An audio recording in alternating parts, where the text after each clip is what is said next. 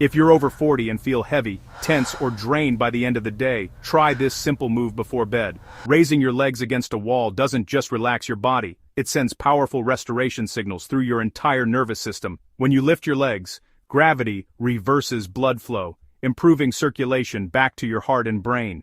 This shift reduces pressure in your lower veins, helps your lymphatic system drain toxins, and increases oxygen delivery to tired tissues. But here's the real power. Your nervous system instantly shifts from fight or flight to rest and digest.